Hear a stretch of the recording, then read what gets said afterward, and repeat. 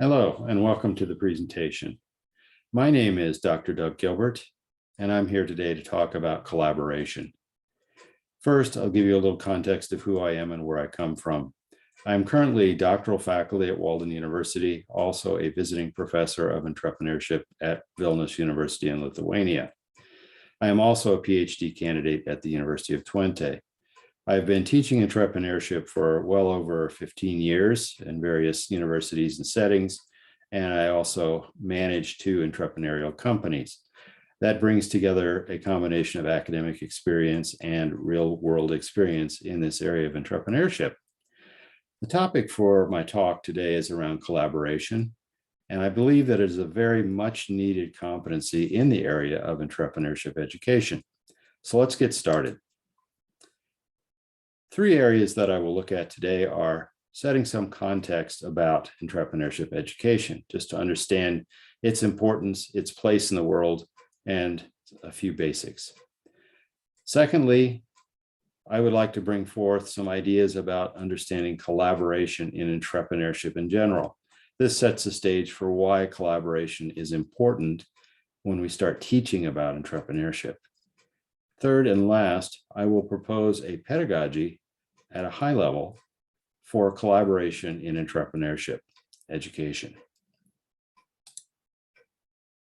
First, context of entrepreneurship education. Entrepreneurship by itself is quite meaningful and important in the world today. It's estimated that there are around 200 million businesses worldwide that fit in the small to medium-sized enterprise category. Now, not all of those are entrepreneurial businesses, which typically have some aspect of innovation and growth at a rapid level, but a good proportion of them are. So this gives us some idea of the large number of companies that fit in this concept of an entrepreneurial company. In terms of SME companies, 9 out of 10 businesses are estimated to be SME companies, which is typically with fewer than around 200 employees, depending on the definition. The estimation is around half a GDP could be covered by these types of companies, and up to 2/3 of the jobs worldwide. So a very significant part of what we see. Now, what about entrepreneurship education? Well, there's been significant growth and impact of this in the world. Entrepreneurship education, as we know it today, began around 1947 at Harvard with some of the work of Schumpeter and also Peter Drucker. It was not what we would consider today to be entrepreneurship education. It was more about managing small businesses or managing growth in a larger enterprise, but still the same, that's where it started. By the early 2000s, more than 1,600 colleges and universities in the US were offering around 2,200 courses. So this was a significant growth that has continued in terms of today, around 2013. These are a little bit old in terms of numbers, but still probably significant and accurate. Around 400,000 students were estimated to take classes in the US in entrepreneurship. Europe lagged a bit in terms of when it started, although it has definitely caught up, particularly in the areas such as the Nordics, the Baltics, the UK, and to a certain extent, France and Germany. But the growth has been substantial in the number of entrepreneurship education, higher education offerings since the 1990s. The growth represents a significant opportunity for social change through education. Let's move on to the second topic, and that's a little bit about understanding collaboration in entrepreneurship in general, before we get to the educational component. There are evolving views of collaboration, and it has begun to be seen as a key success factor in entrepreneurship, among several others. At the individual level, key success factors have typically been something like that the entrepreneur is a visionary individual, that there are certain entrepreneurial traits, which are around trait theory, that this person may have, and that the person has effective decision-making capability. These come out of different historical strands that we see in leadership and management literature.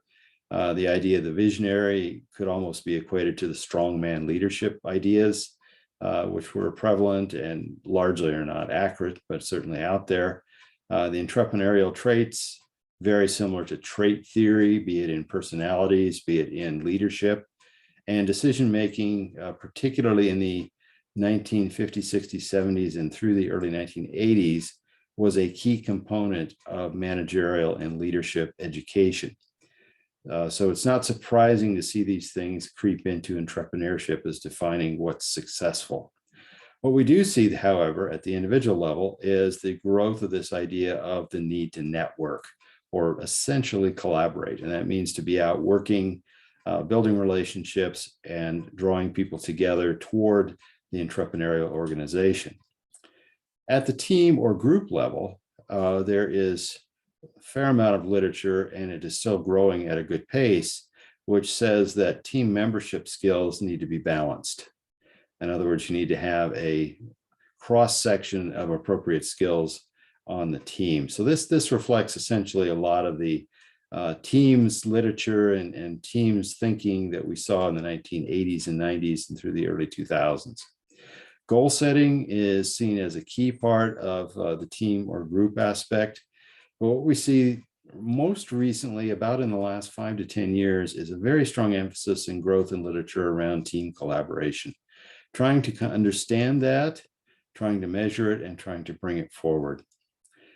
We now come to this idea of the ecosystem for entrepreneurship, and it goes by a number of different names, from scale-ups to startups to startup ecosystem, scale-up ecosystem, high growth ecosystem, you name it. However, what we see there is the need to have a structural mix of resources. In other words, the right number of things need to be present in typically a geography for a growth firm to grow.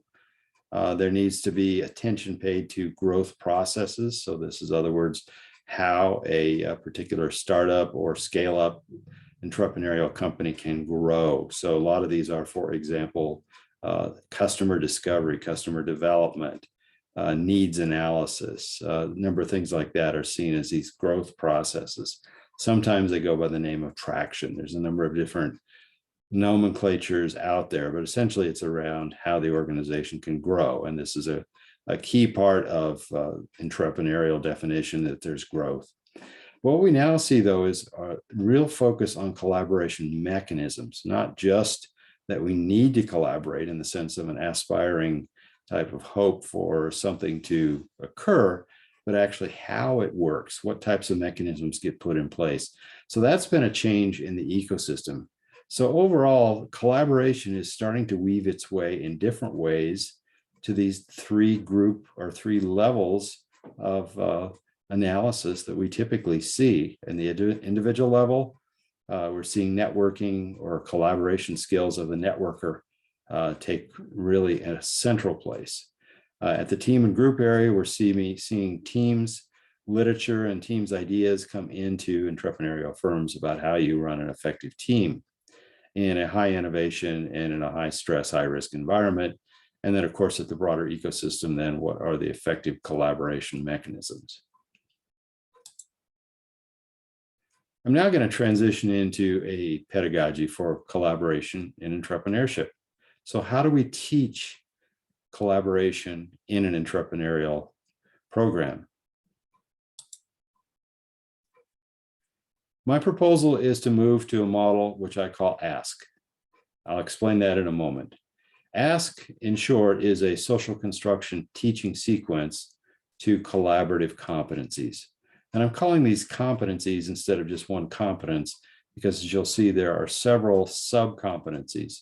Hence the idea that collaborative competency should be a meta competency of entrepreneurship. Now, the model that I take is the idea that we were going to flip this idea, which is a typical progression for competency education of knowledge, skills, and attitudes, to something else. So that typical approach begins with imparting knowledge, going back to some ideas perhaps of a lecture of a learned person or something like that, or maybe reading a book or watching videos or engaging in some type of understanding to create basically recall. to a skill, which is the idea of applied knowledge. So we hear and read so much about the need to apply knowledge, and then to an attitude or an ability to do that, which now for the first time brings in context. Now, what's wrong with this traditional model? In my mind, the first issue with this model is it begins with the abstract of knowledge. Knowledge without context is very difficult to do a whole lot with. And it could be argued that it's really not knowledge until it can be applied, but nonetheless, we would still teach something. Skills in this model of KSA are developed outside of a relational context. And we often hear this idea about somebody is very good at book learning, but not very good at actually applying what they know. That's just an example of kind of common talk about this problem of knowledge and skill without the relational context. And the other thing that this model does is it neglects many aspects of relational experience or social emotional learning. The smartest of people, as we all know, can be the worst of those with the ability or the attitude or the skill even to implement what they've learned. And this all comes down to typically a lack of mastery of the relational experience, or what some have also called social and emotional learning about that. So what do I suggest as an alternative? It's this, that instead of beginning with knowledge, we begin with what I call aptitude, which is kind of an orientation or affect toward the area in which you're learning, or it could be called ability as well. Then move to skill, and then move to knowledge. The approach and the flow of this as a pedagogy almost sounds counterintuitive, but let me explain why I think it's not. First of all, when we put relational aspects up front, there already is a certain imparting, a certain bringing in of knowledge that you may have from those working through the relationship. It is very common that the teacher in an area, the professor, the faculty in the area is skilled at some level in the area. And in terms of working through relational and understanding of the context, will bring in basic knowledge ideas. Skills reflect the aptitude and can be refined with knowledge. So this illustrates that there is some iterative nature between knowledge and skill as we would go through a learning process. And I'll explain that in a moment in terms of a flow that I see as a sensible way to do that. Also, this different model recognizes accessibility of knowledge in the internet everywhere age. In today's world, we have an abundance of knowledge, not only, but an ease of access of knowledge that we did not have even 2 decades ago. So I think taking models where knowledge was scarce, rare, and held carefully by certain experts is probably no longer appropriate. Now let's look at how this can be applied to the specific area of collaboration. And how I suggest doing that and looking at this is to take the model that was developed by PISA for a very interesting assessment a few years ago around collaborative problem solving. The difference with this model was that instead of a paper and pencil test, what PISA did in this case was actually developing an interactive assessment process where they looked at the interaction of two people in a scenario in a particular way and could measure the effective aspect of that. And it's quite interesting. So how did they do that? Well, they defined the way to look at this in 2 dimensions.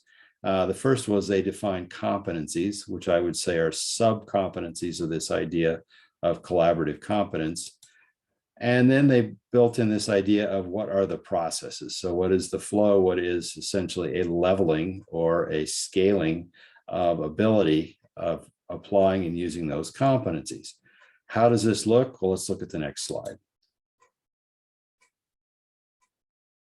When we look at this next slide, what PISA did here was build a rubric out of those 2 dimensions. So the competencies are, of course, running across the horizontal axis as they did in the prior diagram, and the problem-solving processes are now in the vertical axis. Let me drop some quick thoughts to the idea of the sub-competencies, if we can call them that are in these columns. So the first one is around establishing and maintaining shared understanding. That seems to be something that we would expect very much in collaboration if it's to be effective. And it's also something that we see very strongly in social construction, that we see in a number of relational disciplines. So that seems to make sense. Taking appropriate action to solve the problem in the context of problem solving, yes, this is very important, but in the context of entrepreneurship, it is very important as well, with the idea of execution, which is a key problem that we see a lot of literature on in the business world and leadership of organizations. And then establishing and maintaining the team organization. Also a very critical part of what has to happen in entrepreneurship, not just in problem solving. So that's the 3 sub-competencies across the top. Now going down the first main column where we start with A, B, C, D, and we can see that there is essentially a scaling of difficulty and different types of activities or processes, as they're called here, that would happen within each of the competencies. There may be exploring and understanding. There may be representing and formulating. Again, this is a little bit more involved in the sense that it involves not just intake of information, but also bringing that information back out of our understanding and putting it into a coding that others in a room or others in the organization can understand. Planning and executing, this is even a more difficult task for someone, because you have to conceptualize and abstract and weigh what you are going to be doing. And sometimes planning is very difficult, a very high cognitive load activity. And then monitoring and reflecting. So this tends to be after we've done those other things. So there's a certain progression here. I would argue that this progression is also very valid in the entrepreneurial world for different types of disciplines. So I see some validity, both very strong validity, in fact, of the competencies in what an entrepreneur needs to do to be successful. It may look a little bit different than perhaps collaborative problem solving in the pieces, but not that different. And also the processes work in a fairly consistent approach. So then we end up with the 12 boxes in the middle, which describe at the intersection of each competency or subcompetency and problem solving process what that looks like. What I have here is what PISA has put in place. What we are developing is one that's more specific to collaboration in the entrepreneurship education space. And it may be used for other parts of entrepreneurship education, but our focus on research is in collaboration. Now, how do we put that into practice? Because behind every learning model, there needs to be some type of a learning flow where we would put our ask model into play. So this is what I would suggest that ask looks like. And number 1 is concrete experiencing. So that's kind of the aptitude or the abilities. So this can be attempting something, this can be exposure to the environment, this can be a number of things about exposure to the relational reality of things through exercises, through scenarios, through case studies, a number of ways like that. But the focus is not so much on knowledge as it is on case studies and the ability to create a concrete learning. Second is then reflecting. So we begin to reflect back on what we have seen and heard in this. And where I see this in several of the programs I've worked with is around this idea of how did you feel about that? How did the emotions work? How did the relationship work? So the reflecting is not yet about the knowledge. Then we connect to knowledge. So then we see how knowledge can work. So this is a little bit different approach than Kolb in that sense with his experiential learning process, but still a similar type of thing. And then finally, distilling lessons learned. So some specifics on that.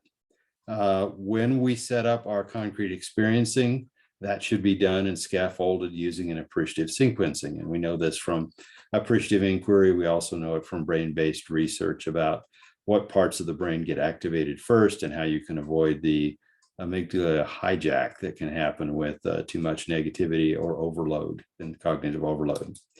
On the reflecting side, as I had alluded to, some of the examples that I've seen, the reflection is very much on relational aspects, not so much on reflecting how much knowledge you've learned. Connecting to the knowledge, again, what we do now is we acknowledge that knowledge is abundant. So we've put this at the later part of the stages instead of early, simply realizing that we can access knowledge, and it may be more about understanding the relational reality to get to knowledge and distill it than it will be about having the impartation of knowledge by a professor or teacher.